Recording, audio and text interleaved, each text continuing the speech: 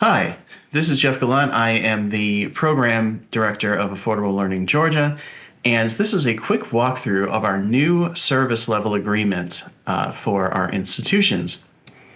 In the past, we've had service level agreements that focused on one reviewer each.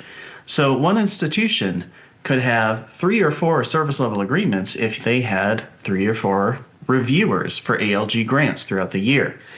This time around, we have one service level agreement per institution.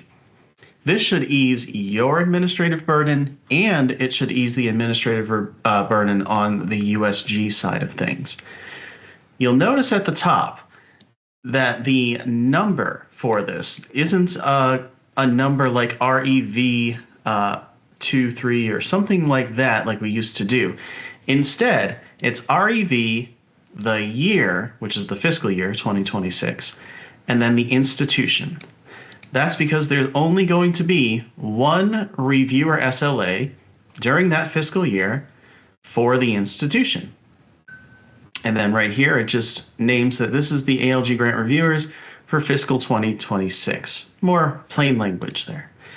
This service level agreement is getting a bit more technical on how we name our institutions. Augusta brought this up to us a little while ago, and this really is the technically correct name for both of us.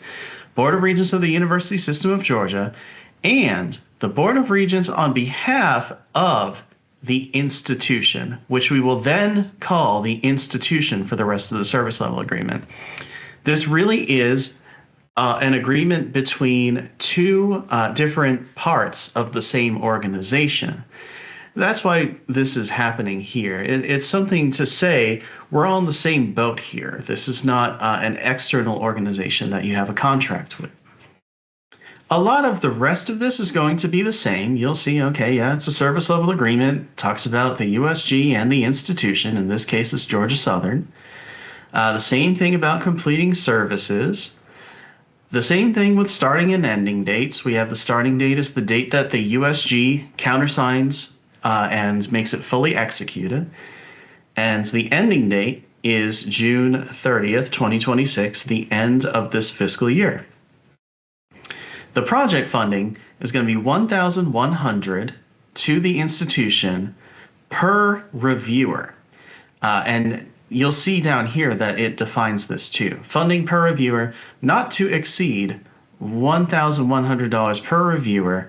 This covers $500 to the reviewers per round of reviews. So as soon as they complete a review, that's $500 to them in their payroll, with 2 rounds in the fiscal year, plus the employer FICA and FICA Med costs. And then this goes on to be the regular SLA for reviews. Has all of the regular SLA language. We get to the signatures. We have our Executive Vice Chancellor and Chief Operating Officer on this. Then we have the statement of work. Now the reviewers down here are going to be all 3 of the reviewers that we have from Georgia Southern in this round. You may only have 1 reviewer. That's perfectly fine. But this one has 3 different reviewers because, of course, you've seen it. It's a $3,300 SLA. You've got the description of what the review process is. You've got the timeline. So here's the start date and end date for each of the rounds. And the ALG communications as needed, including a reviewer orientation meeting, which already happened. This is 20 hours outside of normal work hours, so this shouldn't be an extra dual appointment agreement. This should not be necessary. The institution compensates the employee. Details on payment are right here. And then for each round, just like before, the reviewer will receive an email from us. Reviewers will send that to the institutional contacts managing payroll. But here, the institution is going to invoice for $500 plus employer FICA Med expenses. That's all true, but you're probably going to want to do this in a combined invoice for all 3.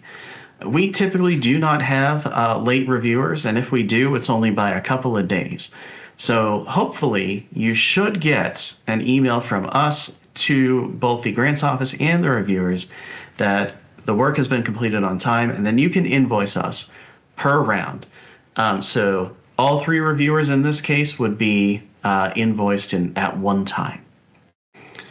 So that's it. There's not too much different about this new SLA, but I wanted to walk you through it to make sure that you had what you needed in order to get started on getting the SLA signed, and then later on, getting invoices sent in. Please contact me if you have any questions. I am at jeff.gallant@usg.edu.